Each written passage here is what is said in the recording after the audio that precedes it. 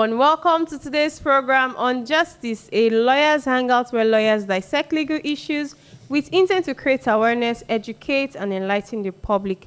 My name is Cecilia Meme, and joining me on today's episode are my colleagues in the legal profession in the person of Ebenezer Amadi, Gabriel Egbule, and Munirat Adama. Thank you for having me. Welcome to today's program. Thank you very much. Today, we'll be discussing the offense of homicide under Nigerian law. However, for the sake of social media community guidelines, we will be using other words for same offense. Mr. Madi, what law criminalizes the offense of homicide in Nigeria? In Nigeria, we have the Criminal Code Act and we have the Penal Code Act. These are the two basic laws that criminalizes the offense of homicide in Nigeria. The Criminal Code applies to the southern part of Nigeria, Okay. while the Penal Code applies to the northern part of Nigeria. So this is a national law.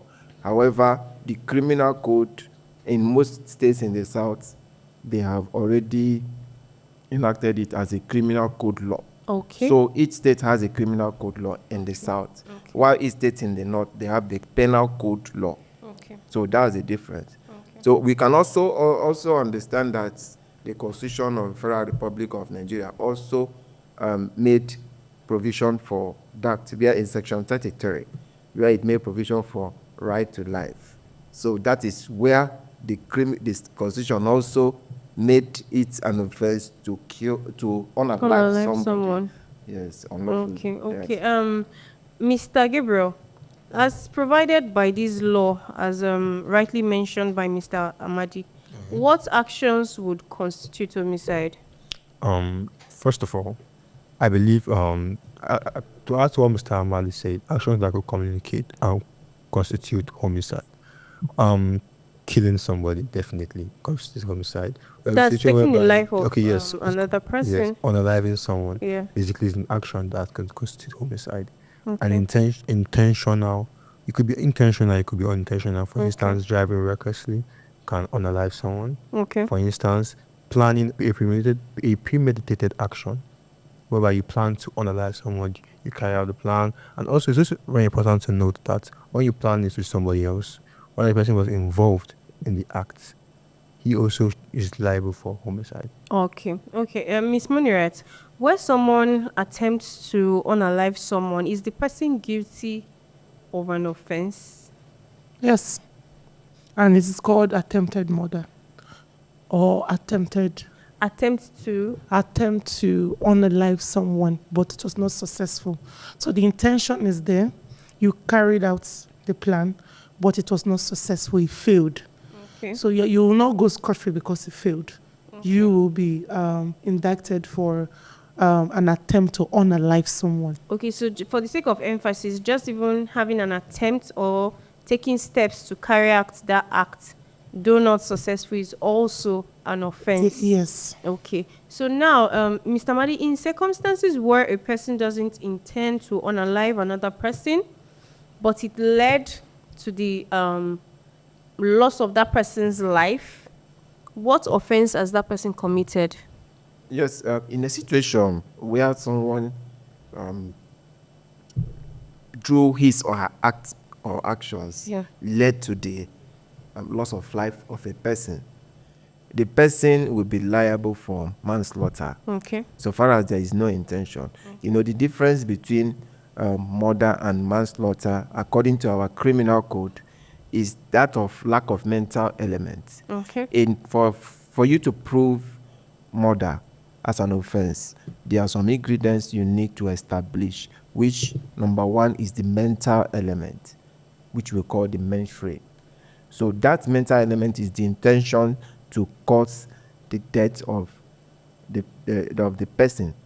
Mr. Madi, for social media purpose, you could use unalive. Yes, Thank you. because the loss of life Of someone else. of someone else. So for manslaughter, when you through your actions, but there is no intention to unalive the person, it is manslaughter. Okay. Yes. And in the north, is it also called manslaughter?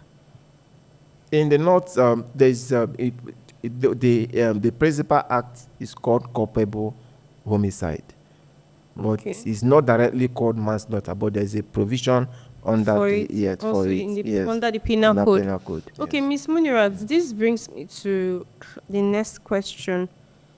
The duty to prove that an act has been committed which amounts to these offenses that we've been mentioning, who has that duty? The prosecutor. The prosecution has the sole right to prove beyond reasonable doubt.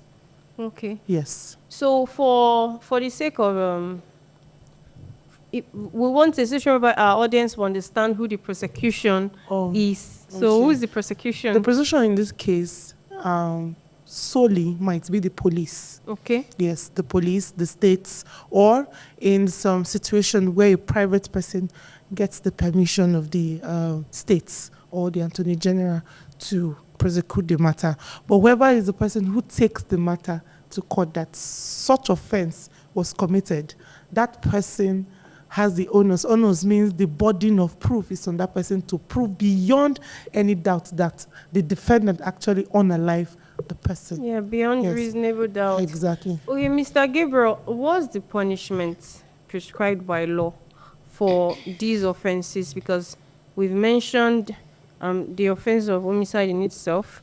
Then you also mentioned the offense of manslaughter. He also mentioned we also have an attempt, the offense of attempt. What are the punishments prescribed? Okay, so according to our laws, there are different punishments prescribed to each of these offenses. Let's start with murder. So murder is what it's called in the south, while in the north it's called culpable homicide punishable by death. So like the name implies, punishable by death. Murder carries the capital punishment in Nigeria. You can either be hanged, that is death by hanging. However, it's subject to the judge's decision to give a judgment whether they should hang you or life imprisonment.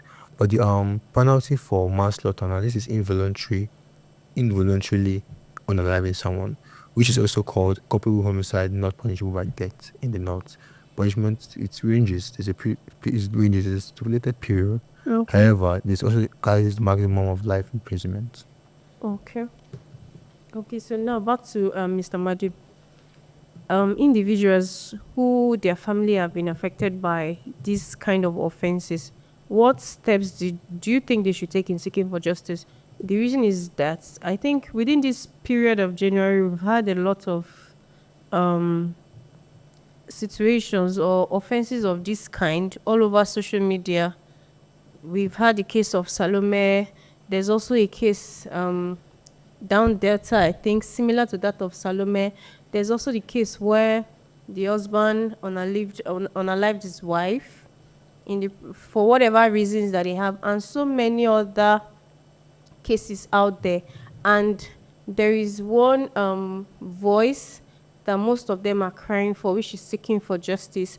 And a lot of them, they believe that there is no justice. Some people actually believe that there is no justice. But for some, they will still take the step and try whatever may come. What steps do you think they should take in the first instance when such situations arises? Yes. The first step they should take is to report the case to the appropriate authority, which is the police. So when you report the case to the police, they have the responsibility of doing the investigation, gathering the evidence, and prosecuting. So in some instances, they can transfer the case to the Ministry of Justice for the Attorney General to prosecute. So in some other instances, they can also prosecute. So it all depends. So for me, the deceased family should always report the case to the police for investigation. They shouldn't just leave it or even trying to take laws into their hands, because we have seen in some occasions in Nigeria where people do jungle justice. You see them going to retaliate or kill the person, or even burn down the person's house and all that. So they should report the case to the appropriate authority. Okay, there's a follow-up for that. There are instances where the body of the deceased might not be found. Yeah. Does it affect justice for such families? No, it does not. Because in prosecution, you don't really, it is not in all situations that you establish the case of murder through direct evidence. There is something we call circumstantial evidence, which can also be used to establish, so far as the circumstantial evidence is cogent and credible and will lead to the direct proof beyond reasonable doubt that this person was unalived by the accused. So it can be done. So the fact that somebody's body was not found does not mean affect and does whatever not steps affect the police no, taking. yes, no, it doesn't. Okay. Let's quickly go on a short break. We'll be right back. Hello, have you or anyone you know suffered violation or oppression, regardless of cultures, identities, or backgrounds? Leadership Hub, Justice and Economic Advancement is here for you. An organization created with an amplified voice to fight for you and with you. At LJE Nigeria, you will not only be heard, but also provided with legal support. Together, we can create a country where every individual can live without fear of violation or oppression. I am Aisha Shetima, an LJE member. You too can become a member today or report any violation by visiting our website, ljenigeria.org. You can also follow us on all social media platforms for more information and updates. Remember, together, we are stronger.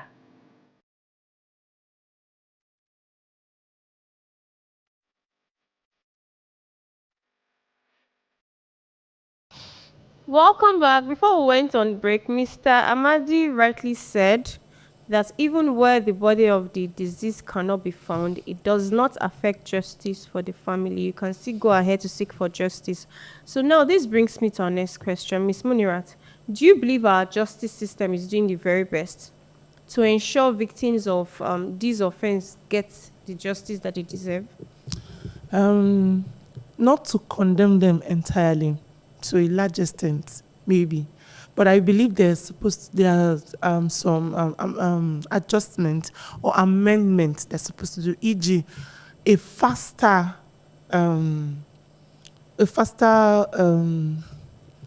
Court process? court process. Thank you very much. I don't know why it is a faster court process instead of the delay. You know, now sometimes this court process might take a lot of time, sometimes 6 months above, for agitating family members or people that are seeking justice for that reason. I want to get your opinion on it. Do you believe our justice system, they are doing the very best to ensure that victims get justice with regards to the offense we're discussing?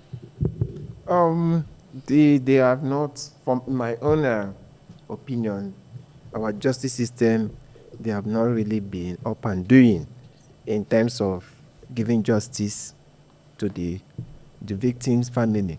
Because when you look at most of the cases, one is that it takes time before they are even prosecuted in court. Most times when there is a report to the police only dumps the case in the prison, that's the accused persons or accused persons in the prison pending when they do investigation. And when you look very well, when you do your research, you find out that most times they just forget about it. Maybe it's either they change the IPO of the case or something happens, and that's the end of the case. And that's the reason why when you go to our correctional facility centers, you see a lot of people are waiting trials. A lot of people that are there, they don't have any case file. They have not been arraigned in court. So if you want to give justice, it should be timely, because justice delayed is justice denied. And also, we have also seen a circumstance where the prosecutorial agency, that's the police, also demand money from the victim's family before they would do investigation, which is very wrong. We have also seen the reports of the police being compromised in terms of investigation of the case. Not all the times, but we have seen reports on that. So for me, there is a lot to be done in terms of giving justice to the victim. Okay. Sorry to take a swipe, just to add, because especially the places talking about investigation by the police. I think the government should do something, because the police always complain about not having money for logistic. They'll say there's no fuel in car for them to even go to the scene of the crime. They'll tell you the government did not provide fuel, did not provide logistic, did not provide money and all that. So I believe the government should try their best to be able to provide logistic fundings for investigations like this, to go to the scene of the crime especially. Okay. Now this brings me to the next question. Does Mr. Gabriel, does this same law applies where the accused person is a minor? Okay. So for instance now, trials of minors are done behind closed doors. For Okay. instance now, our provisions, there are laws that provide for how minors to be tried. I don't believe a minor is usually charged for murder. According to the Child Right Act of 2023, yes, is a no. Yes, A minor, it does not apply to minors. However, there are correctional facilities Let me explain. In Nigeria, in our legal framework, both the penal code and the criminal code, we have the age of criminal liability. Okay. If a minor is within the age of 1 to 7, that's according to Section 30 of the Criminal Code. If the minor is within the age of 1 to 7 years, that person cannot be criminally liable for any act. However, if the person is between the age of 7 and 12 years, such a child could be criminally liable if it is established that that child had the mental capacity to commit an offense. Okay. So that is it. So you must establish that this person had that mental capacity at that particular age range to commit an offense. But if the person is above 12 years, that child is criminally liable and can actually face trial. However, being a juvenile, the right place to prosecute is the juvenile court. And not the regular court. Not the regular court. Okay. That is what the criminal But to put the question straight, is a no, because they will not be punished by unaliving them. Okay, so their punishment would not be Yes, the same rehabilitation as, center, yes, the punishment exactly. provided in the criminal Yes. code and the penal Yes. code, which says death sentence. Exactly, is punishment. exactly. Okay, that's So it's a no, punishment. yes. So now this we're talking about the punishment for these offenses, and it was earlier mentioned that the punishment for homicide is death sentence, and that of manslaughter is life imprisonment. So this brings me to the question: should death penalty be abolished? An absolute no for me. An absolute You have no the for floor, me. Mr. Madi. Should they abolish it? In the global stage, there is a current debate on the abolition of death penalty. In fact, as it stands now, many countries, they have abolished death penalty in their laws. However, in Nigeria, we have not abolished death penalty, still in our laws. And a lot of human rights and civil society organizations, they are advocating for the abolition of death penalty. Now, when you go to our correctional facilities, you will see a lot of people, a lot of inmates. They are there under the death row for 20 years, some 30 years, some 40 years, without the death Execution. And we know that the governors are the ones responsible to sign for them to be executed. They don't do that. They don't have that. They don't want to do that. So for me, there is no essence of death penalty if the governors are not even willing to sign it. Because at that moment, it's called psychological torture. Mentally, these people are living under this psychological trauma that one day they will be executed. And it is not done. So it is even more harmful to them than even executing them. So for me, it is a waste of time, and it's also a waste of our societal values. So you would advocate for? I am advocating for the abolition of death penalty. And it should be replaced with what? With sentence, life imprisonment. Life imprisonment. It should be replaced with life imprisonment. Ms. Munirat, is that your view on this? Of course, I've said no before Amadi had the floor. Like, Okay. I cannot relate. I cannot bring my mind to be able to relate to abolishing death sentence. You are saying that the mental torture, the person they unalive did not have mental torture. They unalive this person straight, and that's the reason they are there. So when you unalive someone, it's only pertinent that you also should be unalive, and let it be the end of the story. Now, do you think you are the only one who is privy to the information that governors do not sign this thing? So in my mind, I'll be like, what's the worst that can happen? I will be in the prison, they'll be feeding me, I'll be there being alive. Sometimes they even give them, like this Evans, for example, now he got a scholarship on something. You said he made all Yes. A's in his neck. There's this one that From the there's this prison. one that unalived this man, Osagi or something. I can't remember the name. This young 23-year-old girl that unalived her dates, her senior sugar daddy date. Now she even did competition. Chidima, thank you, and won Miss Prison. I don't understand.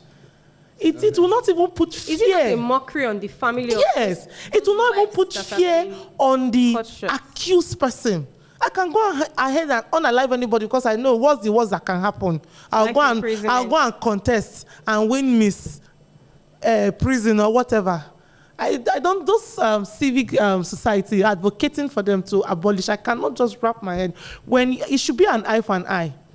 Exactly. When you murder me, So that's your opinion, Mr. Gregory. Yeah, I believe he who lives by the sword should die by the sword. exactly. If you don't put a hefty penalty towards some certain crimes, you won't deter people from committing those crimes.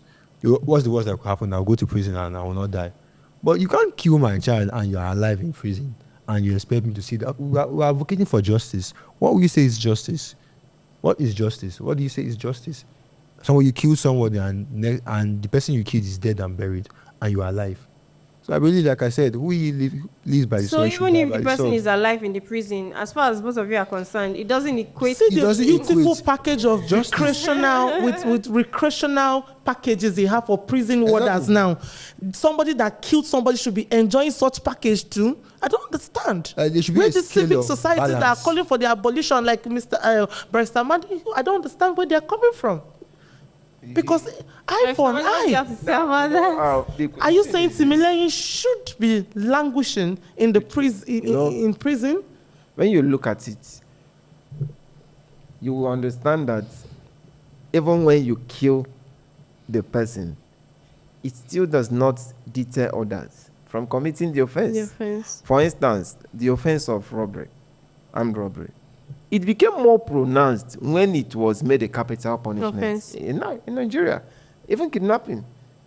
So the fact that it is a death penalty, it does not deter people from committing the offense. The thing is this. Let me say Sorry, Barrister J. If they pronounce it as capital punishment, it doesn't deter people. Same way if they not pronounce it as capital, it doesn't still deter people. and the thing is Either way, people are still committing this crime every day. So what is now the value? The value is kill, and I'm sorry to use this word, the value is unalive, throw away. I have to use that language. Yes. of the person. So, The reason why, yes. Tit for tat. The reason why Because there are either way, still more- nothing is being deterred. Let me just add The something. crime is being committed every day.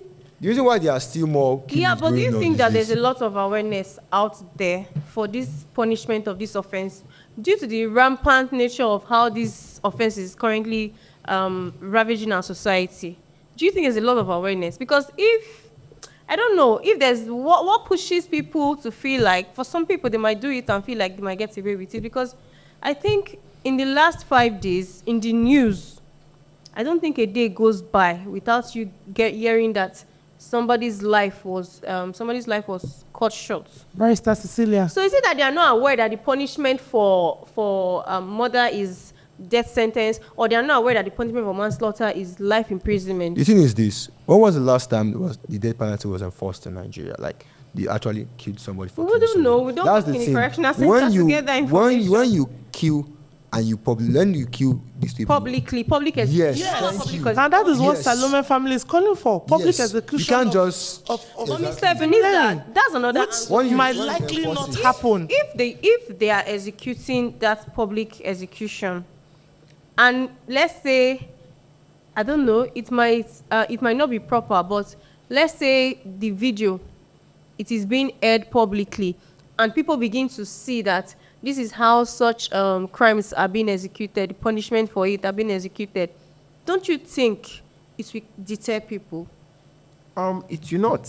It won't. Let me tell you why.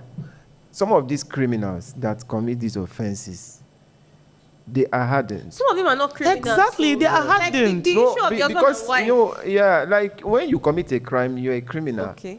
For, the For purpose of instance, that, what's happened in United States, this popular case that just happened just a few days ago of a medical doctor that killed himself. yes, He I killed saw himself that. because he was trying to evade prosecution from the Yes. story. Yes, you're correct. He wanted to he wanted to Take the unalive, life of his, to unalive his wife. The in wife, the presence of the in the children. presence of the children. According to the wife, he was even he even attempted to unalive her and the children before she called the police. So, because he knew what he would face in prosecution, he decided to take his life. So, the point I'm just trying to make is that some of these people that commit this offense, they are not scared of The any punishment. consequence. Well, Yeah. because he knew what he would I beg face. to differ. I understand. Because he knew You what he can't would say, face. do you know that people who kill, they don't even want the knife close to their neck? Their neck. Are you aware of that, Barrister Madi? Those who kill, I don't they don't think even want everyone. the, yes, I don't think except everyone. maybe for hardened criminal. And why should the hardened criminal who has killed incessantly be left to linger about being alive? Doing what? Inside Like you the said, prison, inside the prison. inside the prison. Yeah. So like you said, whether they declare it capital and is there, it doesn't deter people from still committing the crime. So if they kill them, still the same thing. Now, let me explain something. Do you know that some of these cases take as much as 15 years to be prosecuted? So, within these 15 years, do you even know that some of them, the victim's family even forgets? That's what brings us to what you said earlier, speedy trial. Trial. That was the word I was looking So, for. the it's other not time. as if speedy you trial. get them and you kill them immediately. There is always a procedure. They also have a right to appeal to the appeal court and to the Supreme Court. So, these are some of the issues we are also having. The slow trial. No trial. Yes. Okay. Before we go, Ms. Munirat, are there any exit recommendations that you have for our citizens out there about this heinous crime? Barrister Cecilia, I would say that the rate at which killings is going on in this nation now is an epidemic, Yeah. to say the least, for lack of a better word.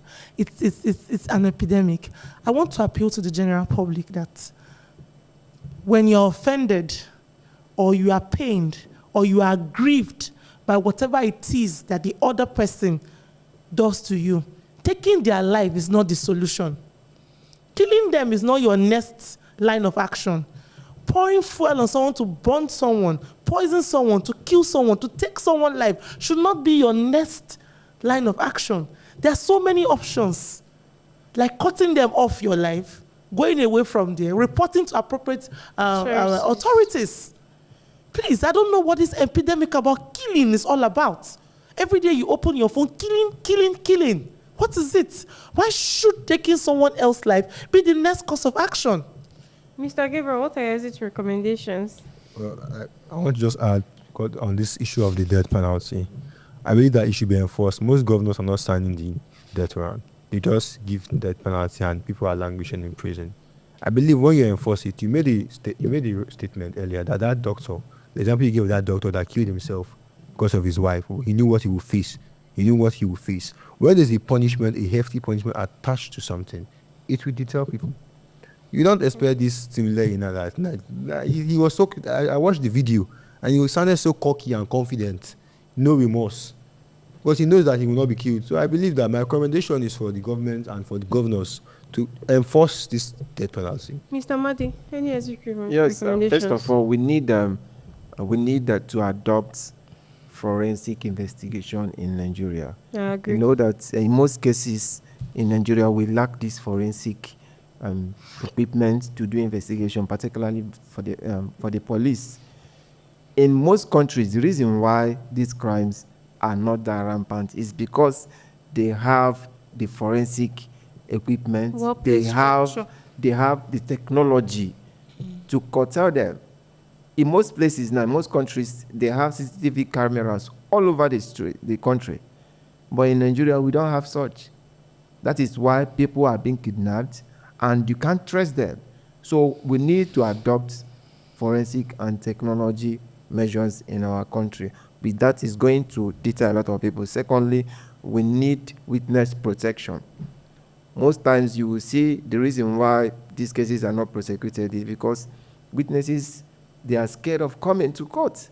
They feel when they come, they will be killed or threatened.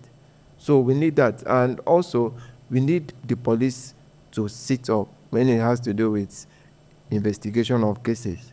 They should do proper investigation of the cases. And we also need to have the proper facilities in Nigeria in place to support investigation. For instance, where it has to do with conducting post-mortem, that's the pathological examination. Yes.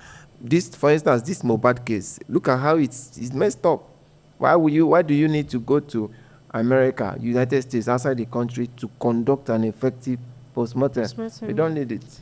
Thank you. Thank you to my colleagues for joining me on today's episode. Thank you for having us. Thank you to our viewers for joining us as well. And please remember to follow us on all our social media platforms, Instagram, YouTube, TikTok, and Facebook. I remain your lovely host. And finally, remember that not everyone actually gets away with the law.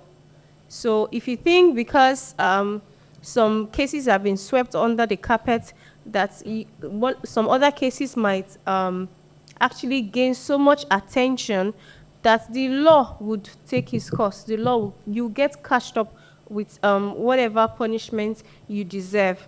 So before you act, please think, because for every action, there is an equal and opposite reaction. Thank you for staying with me today. Till I come your way again, it's bye for now.